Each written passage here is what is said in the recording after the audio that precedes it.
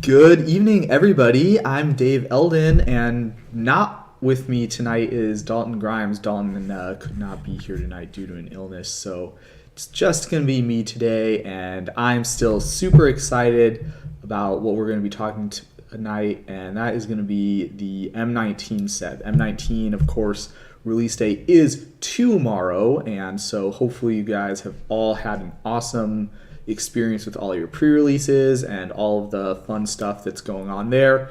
And I'm going to go over some of the cool interactions that we have seen and or thought of. If you're familiar with the new set digest that I publish every set, this is going to be kind of a nice little preview to that. Of course, be sure to read the new set digest because it's going to have all the super spicy stuff, including the stuff that I won't have time to talk about tonight. But it is going to be awesome. I have a bunch of really cool interactions kind of picked out for everybody. So why don't we get started?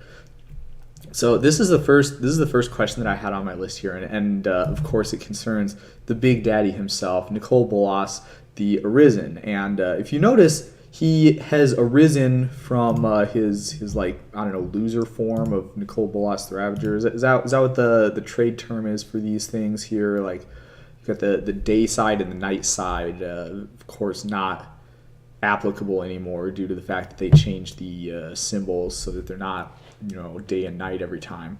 But yeah, so we've got Nicol Bolas the Ravager, and he's going to transform into Nicol Bolas the Arisen, which is the back face of that double-faced card. And so the question is, can you destroy Nicol Bolas the Arisen with an Abrupt K?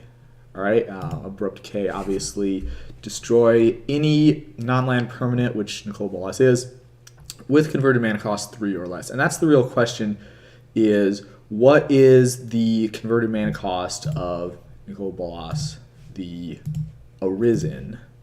And so if we take a look, it does not, in fact, have a mana cost up at the top right corner where we're used to looking for them because it's a transform card. The front face, Nicol Bolas the Ravager, has a converted mana cost of 4, obviously. So what is the answer here? Can we Abrupt Decay or not? And the answer to that question is no. The reason is that when you have a transform card, a double-faced card, you have two faces, but the converted mana cost is considered the same on each face. So with Nicol Bolas the Ravager, its converted mana cost is 4. Therefore, Nicol Bolas the Arisen, the game will calculate its converted mana cost as though it had the mana cost of the front side. And so that is a rule. There's a specific rule in the CR that says that is how it works, and that is how it works. So the reasoning behind that rule is, probably for cases exactly like this, where it seems kind of lame that you would be able to Abrupt Decay this like 4 mana and, realistically like 7 mana Planeswalker. Abrupt Decay is a great value card, but apparently this was too much value for Science, and so we had to pare that one back. The answer to this question did, in fact, change, I think, 3 times. I want to say 3 is the number of times that they went from one way to the other way to the other way. So that's kind of, be sure you are up to date on all of this stuff. They have not changed it in a few years, and I really hope they don't change it again because that would be very sad. I still kind of have a little brain malfunction from the last set of neurological reprogramming that I had to do to achieve this, remembering that the current way that it works. So hopefully they don't make me do even more mental reprogramming in order to forget what I have now and learn it a different way again. So that is one interesting thing about this card. But of course, here at Judging for the Win, we don't settle for just one interesting thing. Did you know that the converted mana cost is the only thing that looks at the front face for? So, for example, Nicol Bolas the Arisen's color is, well, it's still green or blue, black, and red, but that's only because it has a color indicator that's blue, black, and red on it. Without this color indicator, the mana cost, which is derived from the color, which is derived ordinarily from the mana cost, would be colorless. And that's because with the front face you have a mana cost, but with the back face, you do not have a mana cost, and there isn't a special rule that specifically says that, yeah, when you're calculating the color, you get to look at the front face too. That rule only lets you look at the front face when you're determining the converted mana cost, not any other auxiliary values that may or may not be related to the converted mana cost, such as color or mana cost. So this is an interesting card. Have you ever seen this awesome from Invasion, the Essence Leak, right? So Essence Leak says if the enchanted permanent is red or green, which Nicol Bolas is, because it has a color indicator on its back face. So if it's red, then it has, at the beginning of your upkeep, sacrifice this permanent unless you pay its mana cost. So that's cool. Because Nicol Bolas is red, due to its red color indicator, it will have this ability, which means that at the beginning of your upkeep, you're going to have to sacrifice it unless you pay its mana cost. But there is not a special rule like there is for converted mana cost that says you get to look at the front face when you're trying to decide what the converted mana or what the actual mana cost is. So what that means is with Essence League, you will not be able to pay the mana cost of Nicol Bolas the Arisen due to the fact that it does not have a mana cost. And so because you are not able to pay this cost, you have to sacrifice it. And so, why Abrupt Decay when you can Essence Leak? The clear favorite and real Achilles heel of any all-powerful like Planeswalker super or monster villain. Just leak his essence a little bit, and then you get that straightened right up for you. So that's kind of interesting. I really liked that question. When I was going through, obviously Nicol Bolas had to be the first thing that we talk about, right? Because he's the big powerful storyline character. Dalton's usually the guy who does the storyline stuff, so he would probably have some better additional commentary. Mostly, I just know how the stuff works. So here's another one that I think is kind of an interesting thing with Nicol Bolas. Did you know that if you clone a Nicol Bolas, obviously like the front face of the creature, right? So we're going to use a clone, and clone is going to come into play as a copy of our opponent's Nicol Bolas the Ravager. That way the legend rule isn't going to make us pitch one of them. So yeah, our opponent has Nicol Bolas the Ravager, we clone, and then because we happen to have 7 mana just lying around somewhere, let's activate the ability that clone has to exile clone Bolas the Ravager and then return it to the battlefield transformed under its owner's control. So what will happen when we activate clone Bolas's ability? And so the obvious answer is, obviously it gets exiled just fine, right? Like there's no problem at all with exiling the clone Bolas, but there is a problem when the game says to return it to the battlefield transformed. So obviously, due to the fact that clone is not a double-faced card, there is no way to return it to the battlefield transformed. It doesn't have a back face, and that's what transformed means. It means with the back face up. But since it does not have a back face, it is not possible to transform it or to put it onto the battlefield transformed. And so logically, what we do in that case is nothing at all. And so this is the answer in any situation where the game asks us to take an impossible action. The way you fix that problem is by skipping over it and doing as much as you can. So in this case, as much as you can is exiling clone and then not returning it to the battlefield so it stays exiled. And that is a little sad. That is, you would think that it would return to the battlefield not transformed, and then maybe you get to clone a different creature, but nope, it's gone forever. It's exiled. It's not legal to return it to the battlefield transformed, so you can't do that part. So that is how that question works. Any questions so far from anybody in the chat? Does anybody have any other questions that they had specifically regarding Nicol Bolas after either of those explanations, or any other questions that you might have come up? All right, well that is fantastic, because this is one of my big kind of things as a judge. As a judge, when I see stuff happen, I'm always thinking in my back of my head, like, okay, spoiler season is great, and I'm excited for all the new cards, but what is this going to mean for me as a judge? Am I going to be able to, judge these tournaments easily, or is it going to be a real pain because this card is going to make a problem? And you know what card is, what mechanic is responsible for the most problems? That is right, my friends. It is the transform cards. The second worst mechanic in Magic's history as far as confusion to playability goes. I'm trying to think right now if there's any full disclosure. Do you want to know what the actual worst is? I thought for a second that it was the transform mechanic, but it actually is there's something much worse.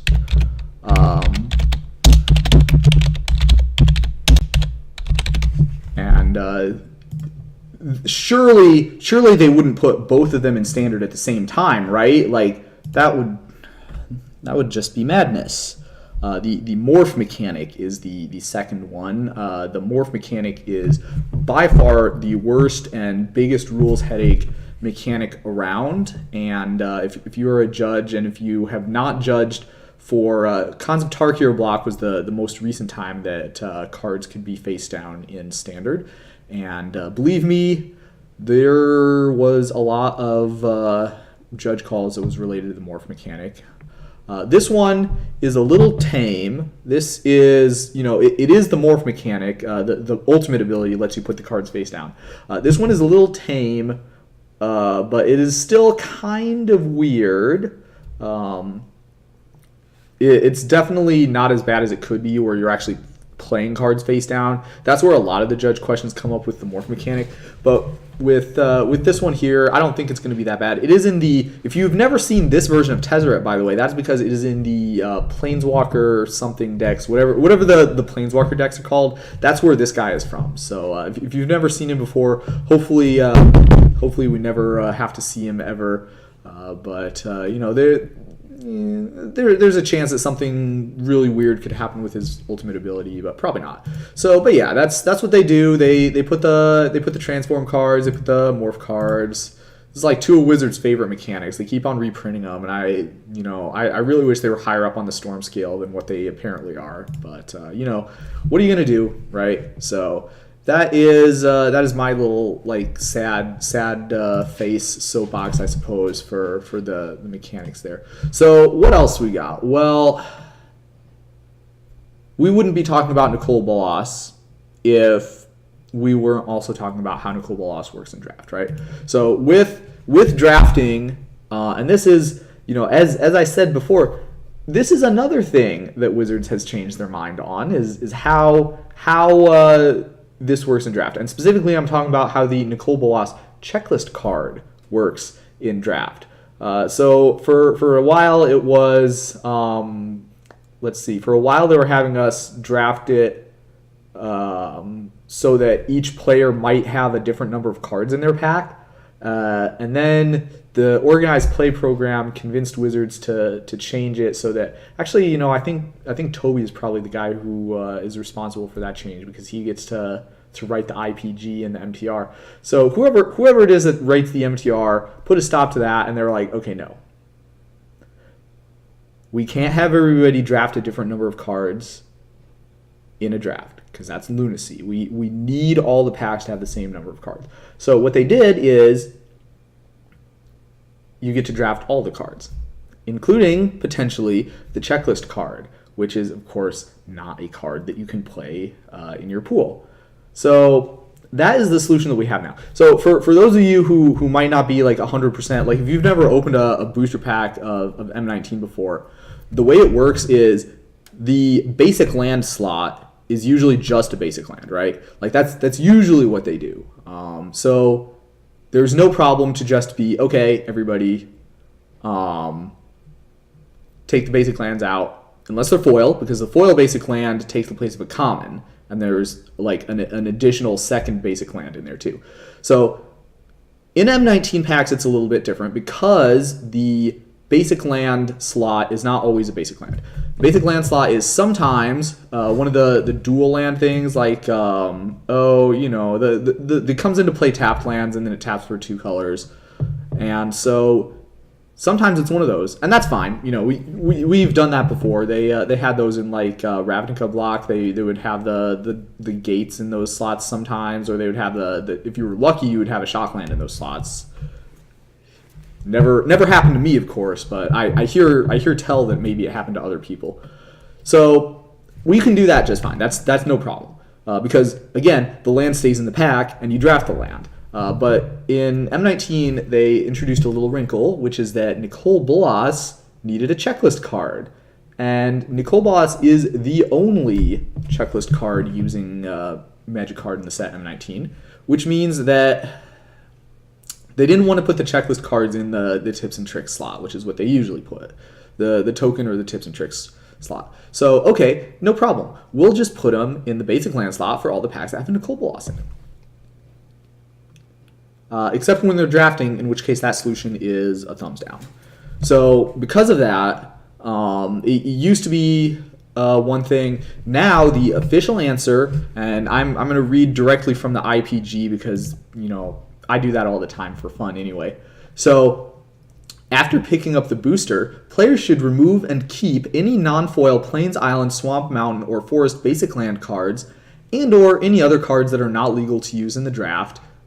So that would be, by the way, like the priceless treasures in the original Zendikar, which, again, I hear tell that some people opened, not me, of course.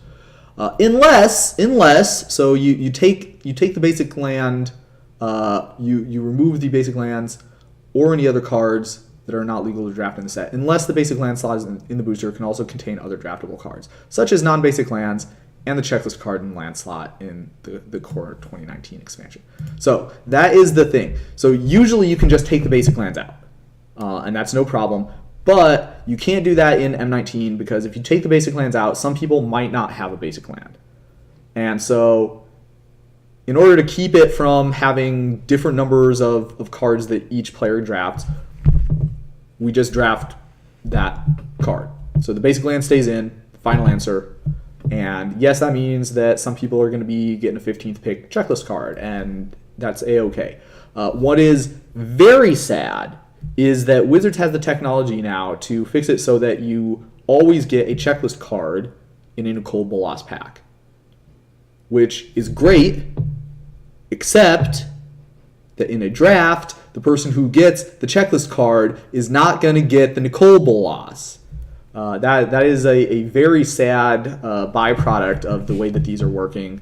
Unless Nicol Bolas player is going to foolishly waste their 4th pick or 4 cards left in the pack pick on taking the checklist card, which there's no reason that they would do that, then somebody else is going to get the checklist card, and of course you can't play the checklist card in your deck because you would need a Nicol Bolas to play the checklist card in your deck. So just now, or just recently, is when that technology was developed, where Wizards could, put the Nicol Bolas checklist with the Nicol Bolas actual cards in booster packs.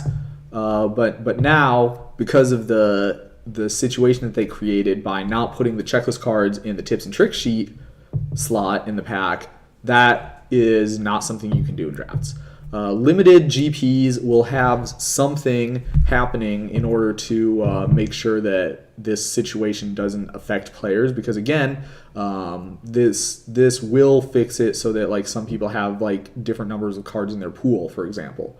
Because if you have a Nicol Bolas checklist card, then your pool will have one less than the correct number of cards that it's supposed to have. And that is an extremely abusable situation, because then you could just, hypothetically, of course, throw the Nicol Bolas checklist card in the trash can and import whatever, common that you would like to have in your colors into your pool. And it would be, very difficult to conclusively prove or disprove that this sort of thing happened. So we don't know yet what the fix is going to be. Hopefully that will be made clear sometime soon. But I will keep you guys posted. You guys can follow on Twitter at JudgingFTW or at my new channel Judging News at Judging News, and those will when those are announced, those will be tweeted out, and you'll be able to keep up to date with that. So that is how drafting works in M19. It's kind of weird. There's an extra little wrinkle, but no problem. We got that perfectly fine under control. And now for something else, like something completely different, which is standard. So how does standard work? And the answer may surprise you, because there's some weird stuff. So we already knew that there was going to be some specific card that was legal to play in standard, but you couldn't get in a booster pack. So even though this card says M19 on it, there is no way to open an M19 booster pack and get this card. The only way that you can get this card is to buy 36 booster packs at a time and hope the store still has some left. Because this is the buy a box promo for Magic 19 core set. And so, because it has the Magic 19 core set expansion symbol on it, it counts. That is a card that is in M19 and works just like any other card that's in M19. So that is one of the easy ones. As far as judges are concerned, it's an easy one because like the answer is pretty straightforward. Now, this one is a little bit more interesting. So this is a card that you may or may not have seen before. It's called the Ninetail White Fox, and it's pretty cool. Definitely some sweet artwork on there. A fox spirit, you can't get more cooler than that. This is as cool as an Alolan Ninetales, my friends.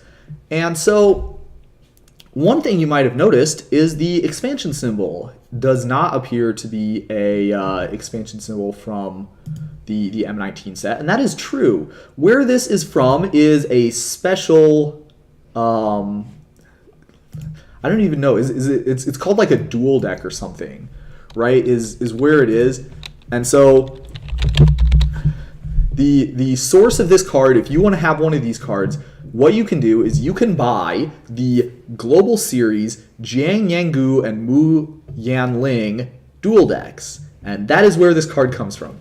So it's a dual deck, and if you've never heard of that, that's because they are Chinese. So the Global Series dual decks, and that is they do have them in English, which is why this card image is in English, but if you buy this and you're in the United States like I am, you cannot play them in standard. However, if you are playing a standard tournament in China, you can play them in standard. Isn't that great? So what's in standard? The answer is actually different depending on where you are playing your standard tournament. And that is kind of cool, but like in my opinion, kind of could lead to some problems. Fortunately, the place where I'm foreseeing most of those problems, from a judge's standpoint, of course, would be halfway across the world in places that are nearby to China. Because what could easily happen is some Chinese player has their standard deck and has a Ninetail White Fox in it, and oh boy, this is kind of cool. I'm going to go to my first GP, and so I'm going to GP Shuzioka, and oh wow, got deck checked in my first round. Well, that's kind of unfortunate, but oh well. Still going to play some awesome Magic, and now I'm getting a game loss because my deck isn't legal, because guess what? It's Japan and it's not China, so this is not a legal card to play in standard anymore. And I would love to know how many times this happens. If anybody here knows judges that are in Japan, or Japan would probably be the biggest one because they're the country that's close to China that has the most Magic tournaments. That isn't China. So this is where I would expect to see that happening the most. But yeah, if you have this is the example I picked, by the way, because I think this is the most like playable. So this could easily be in like the blue-white approach decks, for example, the ones that have like, think how great that would be in the sideboard. Like, they're boarding out all the removal. They're never going to be able to touch this thing. So you have your own like personal Howling Mine that does 2 damage a turn, and like they don't really have a way to interact with it. So I could see this card being like very real in that type of an environment. And so as a result, some people might be in for a kind of a nasty surprise when they go to a GP in a foreign country. So that is another thing. Fortunately for us, like I say, over here in the United States, I imagine we will probably not be running into this issue because people know that these cards are not normally playable in Standard unless they get the other special dual decks that are playable in Standard. So we might see some of this problem happening for us too. But I imagine the majority of those problems is going to be at, for example, Japanese Grand Prix, when all the judges have to, regrettably tell the players, yeah, so it might be legal in Standard where you're from, but not here. So that is a very sad state of affairs, and I wish that were not the case. But Magic Standard is kind of weird. So what else we got? Well, we have a special treat for everybody here. This is the card Alpine Moon. Now, this is probably going to be one of the more playable cards that is in this set. So we have a bunch of Alpine Moon questions because there's a bunch of lands that this has a really sweet interaction with. And let's just get right into it. Let's go. So this is the first one that I thought of. Urza's lands, right? Obviously, the first lands probably like everybody thought of, unless they were Scapeshift player, they were probably thinking of Valakut. But this is right up there. This is one of the reasons probably why Wizards printed that card is because they wanted another answer to hate on the Trons, because Dampening Sphere wasn't enough. We need more Tron hate, guys. So here's how it works. So let's say we have the Alpine Moon. Alpine Moon is going to be naming this card Urza's Tower. Now, what's going to happen is that Urza's Tower is going to lose this ability that lets it tap for extra colors, right? So it loses all its abilities, which means it loses the tap add 1 to your mana pool, or you could get bonus mana. So that's sad. Obviously it gains the tap add any color, but not that good. But important for this situation here is that it also loses all its land types. Now, if we look carefully, Urza's and Tower are some very important land types to have, because in the ability, it asks if you control an Urza's Mine and an Urza's Power Plant. Those are referring to land types. So the Urza's Mine and the Urza's Power Plant are going to say, hey, do you control an Urza's Tower so that I can make double mana? And the game will say, no, you do not have an Urza's Tower, because Alpine Moon is making all of your Urza's Towers into lands that don't have any land types. And because of that, you have no Urza's Towers, which means that if you have all 3 Tron pieces, you can tap for 2 generic mana and 1 mana, or 2 mana of any color, or 1 mana of any color and 2 colorless mana. There we go. So only 3 mana total. So hurts almost as bad as Dampening Sphere, but you get the green mana, I suppose, as a small consolation prize. So yes, hurts Tron bad. So here's another card. This is Vesuva, right? Now with Vesuva, it's kind of interesting, I think, because the answer changes. How useful the Alpine Moon is depends on when the Alpine Moon comes into play relative to the Vesuva. So if we name Vesuva with the Alpine Moon, what will happen is I can play a Vesuva, but it's going to lose all of its land types, which there are none, and most relevantly, all of its abilities, and that actually happens before the Vesuva enters the battlefield.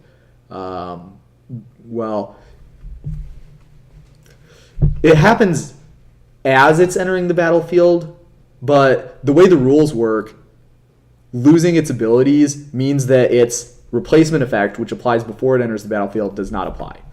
So Vesuva will enter the battlefield untapped, and you won't get to make it a copy of something because it won't have that ability when the game is trying to see if it applies. So you'll be able to tap your Vesuva for 1 mana of any color, but you will not be able to have it enter the battlefield as a copy of land. Now, if you have Vesuva in play copying a land, and then they play, after the fact, they play the Alpine Moon, and they choose the name Vesuva, then that's great for you. Because your Vesuva is already on the battlefield, which means it's already a copy of something, which means that its name is not Vesuva anymore, because it copies the name. The name is part of the copyable information. So it will still go on doing its merry Vesuva-ing thing, and no problems, no issues at all. So that's great. So if you play the Alpine Moon first, then it hoses you. But if you play the Vesuva first, then your Vesuva stays unaffected. And they would need to name whatever thing that you copied with Vesuva in order for the Alpine Moon to affect Vesuva, and of course the thing that you originally copied, if it was one of your lands. So that's kind of cool. Dryad Arbor. Dryad Arbor is another cool one. Okay, so it loses all its. We'll check the tape on this. With the Alpine Moon, it says that it loses all of its land types. Now that's important because with the Dryad Arbor has one land type and it has one creature type. So the forest goes away, and with it the ability that it has to tap for green mana, and the Dryad will stay because Dryad is a creature type. It is not a land type. So that is the situation that will happen with its type line. It won't be able to tap for green, but will be able to tap for any color, which is kind of better. It will not lose the ability that makes it green because it doesn't have that ability in its Oracle text. The Oracle text has a color indicator, which is completely different from an ability. So the Dryad Arbor will still be green if there's an Alpine Moon out. And of course, it'll still be a 1/1. It'll still be a creature. Alpine Moon has no way to change any of those things. It only changes the land subtypes. It doesn't change the card types or the creature types or any of that type of stuff. So kind of weird, but still pretty straightforward. Now you want to talk about something that's not straightforward. Have I got a card for you? Urborg, the Tomb of Yawgmoth, makes each land a swamp in addition to its other land types. Now this is kind of interesting because it's like a layers thing, right? Because what'll happen is in layer 4, that is when the card type and subtype changing effects happen. And there are 2 of them, right? There's 2 of them. There's one from Urborg that wants to make everything into a swamp, and there's one from Alpine Moon that wants to make Urborg and just Urborg lose all of its land types. Swamp, of course, would have been included in those land types. So which one will happen first? That is a question for the timestamps. So if the Urborg happens first, in which case that would mean that the Urborg entered the battlefield first, then Urborg will make itself a swamp, and then Alpine Moon will make it lose that land type. But if we play the Alpine Moon first, naming Urborg, and then someone plays the Urborg after that, Urborg will have a later timestamp. So first, the Alpine Moon is going to make it lose all its land types, which does nothing. And then Urborg is going to give itself all of the land types. It will still have that ability because this is all happening in layer 4, which is the type changing layer. And the losing all its abilities part from Alpine Moon only happens in layer 6, which is later. Which means that Urborg will still have the ability that makes itself be a swamp, even though Alpine Moon's first part of its ability has already applied to Urborg. Isn't that sweet?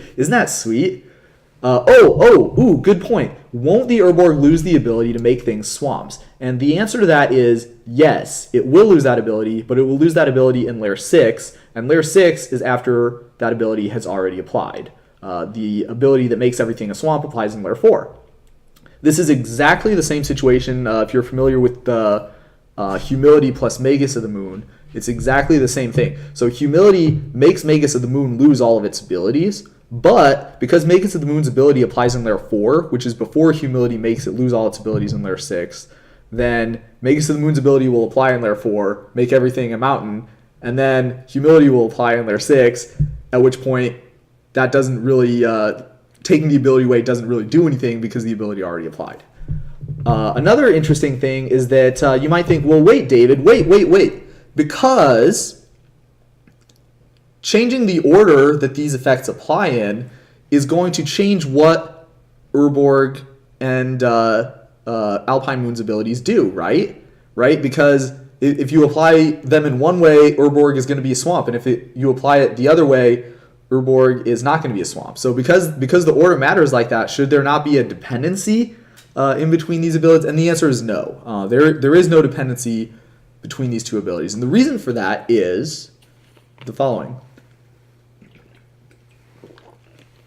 The reason for that is dependencies only exist if applying one effect first is going to change the number of objects that the other effect applies to, or what it does to those objects, or how many objects are in the set. Did I say that one already? It's the number of objects that it applies to, or what it does to those objects, or the text or existence of the third effect. Okay, so that's the three conditions. So of those, the relevant one, of course, for our situation would be not whether it exists, because these are both in layer 4, remember, so the ability doesn't get taken away until layer 6. So the whether it exists is still going to happen regardless of what order these apply in. But what it does is the one that kind of looks like it maybe fits, and it doesn't. The reason that it doesn't fit is because Urborg is going to do the same thing whether it applies first or second. It's going to make all lands into swamps. Alpine Moon is also going to do the same thing whether it applies first or second, which is that it's going to take all of Urborg's land types away from it. Now, whether it applies first or second does change the net result of Alpine Moon's ability, but it doesn't change what Alpine Moon's ability is trying to do, and that's what dependencies are looking for. So that's the reason why there is no dependency, and it does go based on timestamps. So the TLDR is Urborg is a swamp if it entered the battlefield after Alpine Moon did. If Urborg enters the battlefield before Alpine Moon, then it will have an earlier timestamp, and it will make itself a swamp first, and then Alpine Moon will take that away. And if you thought we were done, we're not done yet. We are just getting started because there's a whole additional layer that we have to talk about, and that's layer 6. So in layer 6, Urborg loses all its abilities and it gains the ability to tap for any color. But oh yeah. We got some other sweet stuff going on here. But this is only 2 cards, and these are like cards that people are gonna play too. So yeah, in layer 6, Urborg will already have the ability to tap for black that being a swamp gives it. So it won't have that ability anymore. It doesn't gain that ability. It doesn't wait to gain that ability until layer 6, even though it's an ability and it's gaining it. But it's not gaining it because of a continuous effect. It's gaining it because the game rules say, hey, if it's a swamp, it has the ability to tap to add black. So Alpine Moon will always take the tap add black to your mana pool ability away from Urborg, whether it has an earlier timestamp or not, does not matter, because it will always have that ability during layer 6. And so it will always have that ability taken away, and that's not really that relevant due to the fact that it's, Alpine Moon is going to give it the ability to tap for any color, which of course means it can still tap for black. But that's kind of an interesting thing to know if you're kind of a rules geek like I am and you like knowing stuff like that. So that is the Urborg. Any questions on Urborg and how Urborg plus Alpine Moon works? I know it's a really sweet question, and I'm certainly looking forward to taking a lot of those questions. I really hope Urborg sees a sharp rise in popularity so that I can answer that question for some people. Okay, no? Awesome. So here's our next one, and this is a great one. Snow-covered island. Other lands will always be swamps, because Urborg's ability will always apply in layer 4. Urborg's ability always applies in layer 4 because it's before Alpine Moon can even attempt to take that ability away, which doesn't happen until layer 6. And so Urborg will always make everything into a swamp. The only thing that might not be a swamp, and in fact will, depending on timestamps, it might not be a swamp, the Urborg itself. But everything else will always be a swamp because Alpine Moon can only take the land type away from Urborg. Does that sound good? Does that make sense to everybody? Yeah, okay. So the next card that we have up is the Snow-Covered Island.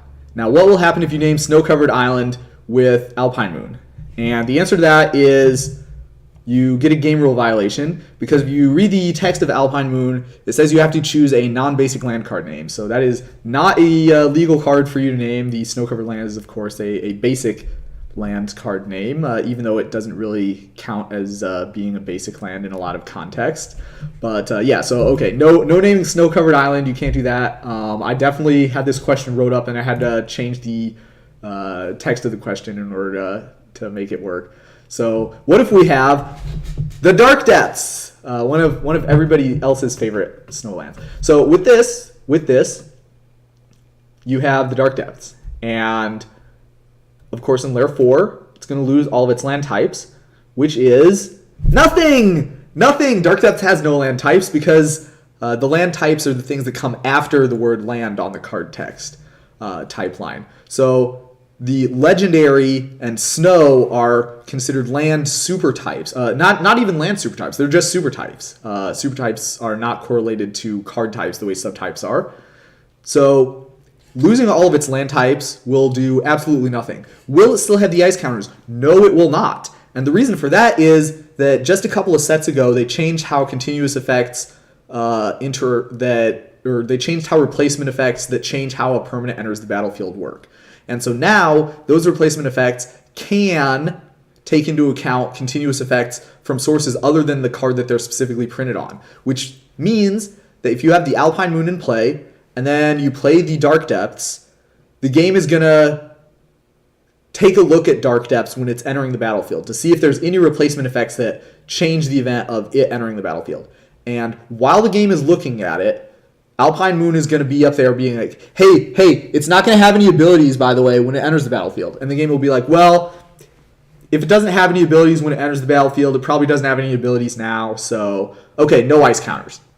Now, it will also not have the ability that lets you sacrifice it when it has 0 ice counters on it. So you will have to find a way to get rid of the Alpine Moon in order to get the 2020. But it will be a lot easier because it will start with 0 ice counters on it instead of 10.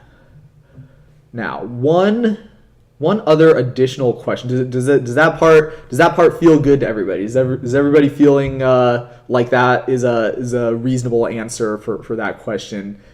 It will not get ice counters, but you also won't sacrifice it to get a 2020 because it won't have that ability either. Okay, so one more really interesting thing, which is this card, the Mouth of Ronom. Another land, and if you notice, the Mouth of Ronom has this really cool symbol in the 4 next to the 4. That's the snow mana symbol, right? You can use snow mana to pay for that. Not a great. Yeah, that's a great combo. I have some other cockamamie combos in the chat, by the way, that I will talk to you about after the broadcast because they are too exciting for this broadcast, and only my special fans will be able to have access to that technology. But think about this. The snow mana symbol can be paid for with any mana from a snow permanent. Right?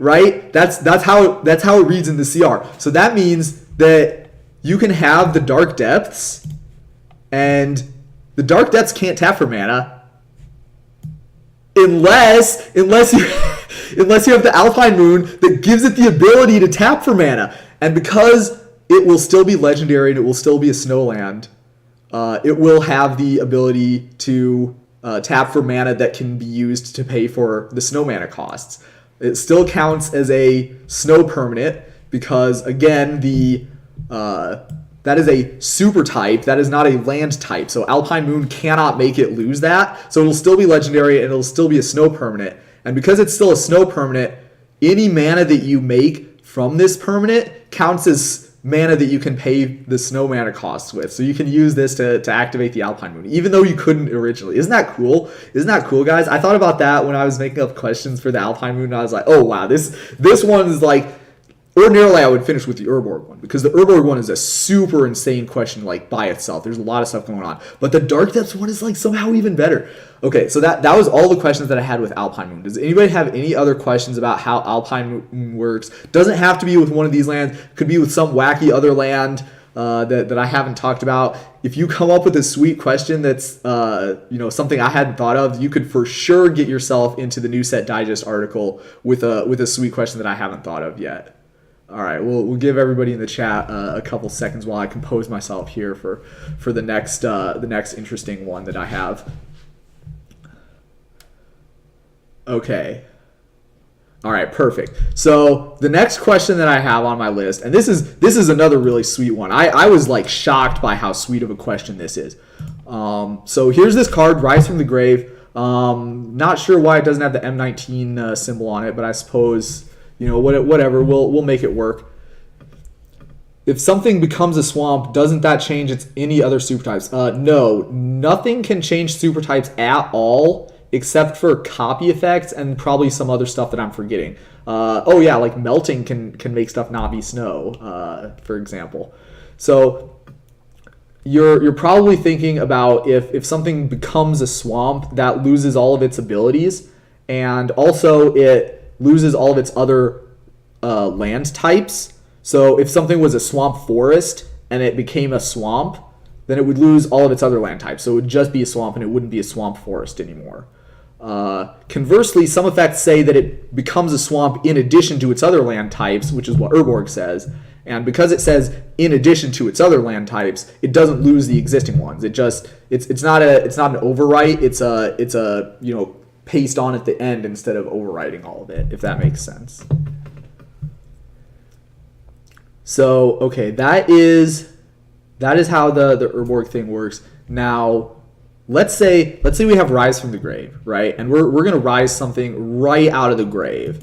And the thing that we're rising is this limited all-star, the Vestige of Emrakul, right? Right? Okay, cool, pretty sweet. Now, if we know one thing about whoever Planeswalker this is, what's his name? Obnoxious. If we know anything about Obnixilis, then we know he really doesn't like Emrakul. So he is going to infernally reckon that Vestige of Emrakul right out of the game.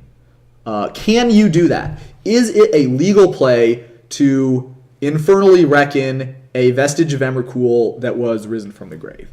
And the interesting text that I'm going to call attention to in this question is we'll take a look at the Rise from the Grave again, and if we see that creature is a black zombie in addition to its other colors and types. Isn't that sweet? Okay, so this is a nice tie into the previous one. Because this says in addition to its other types, if you reanimate a human cleric, it'll turn into a human cleric zombie. It won't be just a zombie. It'll be a human cleric zombie because it says in addition to its other types. So this one works exactly the same way as Urborg does. So the answer is no, you cannot. And that is correct from the chat. Now let's take a little closer look at the reason why that answer is no. And the reason is this. Because it is black in addition to its other types, but if we look at the Vestige of Emrakul, it's kind of weird, right? Because this says that it has no color. It has devoid. How can it be black if it's colorless? So both of these effects are going to apply in layer 5. You can tell I like continuous effects and I get excited about all the continuous effects questions that are going to be coming in. So this is a layer 5 thing. Both of these are going to apply in layer 5. And what order they apply in is always the same. It is always the same because devoid is a characteristic defining ability. And because it is a characteristic defining ability, that means it always applies first. So what's going to happen is it'll start as red because that's what color the mana symbol is in the mana symbol, in the mana cost. And then the game will apply the devoid thing first, and now it's not going to be red anymore, it's going to be colorless. Then after that, it's going to be black in addition to its other colors, right? So what we were talking about before is still true. But because the ability says in addition to its other colors, if it had any other colors, it would still be those colors. But colorless isn't a color. Colorless is just a state that says, I don't have any colors. Now, something can't be black and colorless at the same time. That doesn't make sense. Because colorless by its very, there's a thing in the CR that specifically says something is colorless if it has no color. Well, hey, guess what, guys? It's got a color now. It's black. And so because of that, it is not a legal target for Infernal Reckoning because it is no longer considered to be a colorless creature. So I thought that was really cool. Is there any questions about that one? About why that works, or rather why that does not work? And by the way, for the record, this will also, if it's an artifact, like if it starts out colorless normally and it doesn't have the void, same answer. It'll come back as a black card, and even though it says in addition to its other colors, that doesn't really mean that it stays colorless because colorless isn't another color. So yeah, any questions on how the Infernal Reckoning will work in that situation from anybody in the chat here?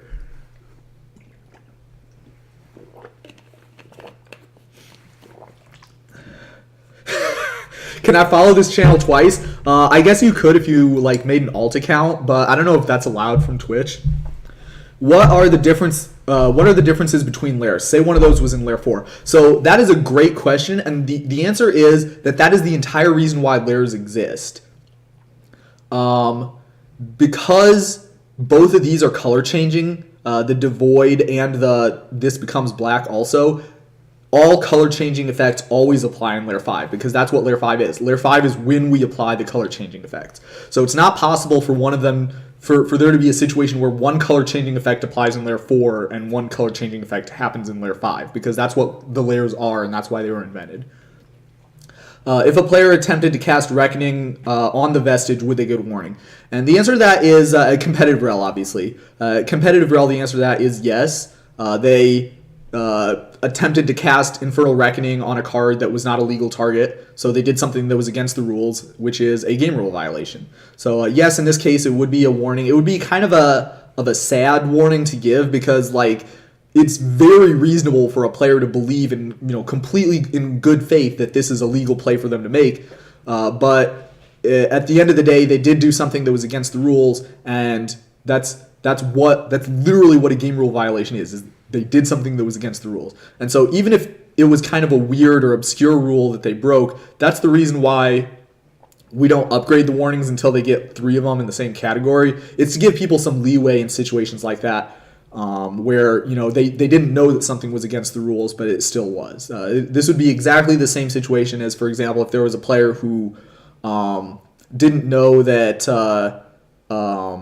they didn't know that Trample let you assign combat damage to the creature. Yeah, they didn't know that Protection didn't let you target. That's a great example. If someone was new to the game and they'd never seen Protection before, and they like try and target your pro red creature with a red spell, they would get a warning, even though they didn't know that was what Protection did. So the same sort of thing. Even though it's a rule that they might not be familiar with, it's still a rule that they broke, so they would still get a warning. Great question from the chat here. Anything else before we move on to and believe me, we've got some other spicy ones. We got rid of a lot of the spiciest ones so far, but we've still got a couple of really great ones left.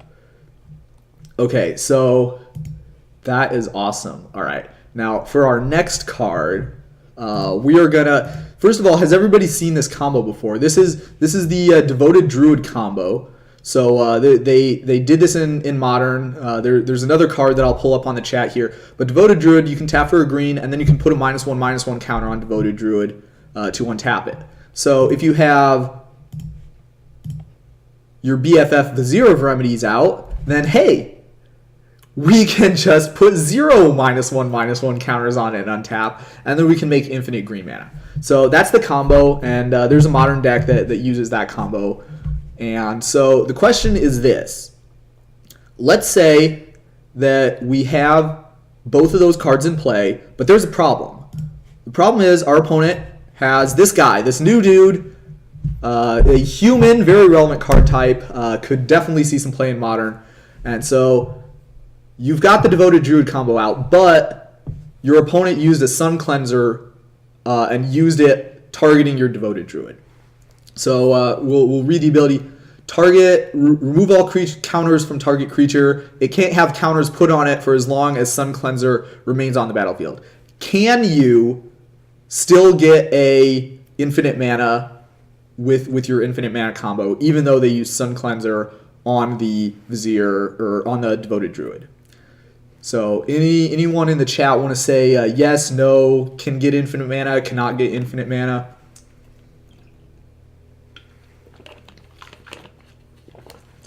You know this one. Okay, look at this. Someone's like, I know the answer. I'm not going to say yes or no. So the answer to this question, and this is a kind of a sweet one. We've got a guess for no, and we've got another guess for no, and no is in fact correct. You are not able to get infinite mana anymore. The Sun Cleanser busts it out. So this is kind of weird the way this works, because if you think about it, like, what is it going to... I think that the best way to think about this would be to take a look at exactly what Devoted Druid's ability activation process would be. So we're going to go step by step through the process of activating Devoted Druid's ability. So step 1 is going to be, I'm going to say that I'm activating the ability. Okay? Then step 2 is going to be, I'm going to determine what the cost to activate this ability is. I'm skipping some steps. I'm only going to talk about the relevant ones. There's like some other stuff in between there, of course. But the next relevant step for us is going to be determining what the cost to play the ability is. And in that case, in our case, the cost is put a -1/-1 counter on this. Then after that, we're going to go to the step where we actually physically pay the costs. And here's where we're going to have a problem. Because usually when you do the combo, the game is going to see, oh, look, you know, you're going to pay this cost of put a -1/-1 counter on it. Well, wait, there's a replacement effect, and the replacement effect is going to say, instead of putting a -1/-1 counter, you put 1 -1/-1 counters on it. Wow, that sounded great, right? So you put 0 -1/-1 counters on it instead, and so therefore we go to the next step where the ability is officially considered activated, and then it resolves and you untap it, and then you can do this whole process again. But when you have Sun Chaser or Sun Cleanser in there, that throws a wrench into the whole problem, right? Because what's going to happen is the game is going to see, okay, here's what the cost to activate the ability is. It's put a -1/-1 counter on it. And Sun Cleanser is going to be, oh, no, you don't. That's not going to fly when I'm over here. So the game doesn't even get to the part where you're trying to pay the cost, where some other replacement effects is going to be like, hey, by the way, he's not going to actually put a -1/-1 counter on it. We're just going to use the Sun Cleanser is going to come in right in the beginning of that process and be like, no -1/-1 counters are able to be played. It is not a legal thing for you to do. As Galileo Earthmage points out, it is not a legal thing for you to do to choose to put a counter on something that can't have counters put on it. Even though you know that when the time comes to actually put that counter on there, you won't actually be putting a counter on it because there's a replacement effect. The game doesn't know that there's a replacement effect that's going to happen, and it doesn't take that into account. So that is the reason why you are not able to activate the combo. Now, if you draw a second Devoted Druid, that's going to be really good for you, because if you look at the Sun Chaser or Sun Cleanser again, what it says is remove all counters from target creature, and that specific creature can't have counters put on it. So if you get another Devoted Druid, a second one, then the second one you can still use, right? You can still have the ability to put counters on, and you can still do everything with that one just like normal, because the Sun Cleanser is only going to affect the one specific Devoted Druid that it targeted when the Sun Cleanser entered the battlefield. So that is it. Ordinarily, these broadcasts last from 8 until 9. So I'm gonna sign off, but I will be available still after this point. If anybody has any other questions that they want to ask, I want to make sure that everybody has a great experience with us today, and everybody who came with questions gets those answered. So yeah, I'm going to sign off now officially, and have a great night, everybody.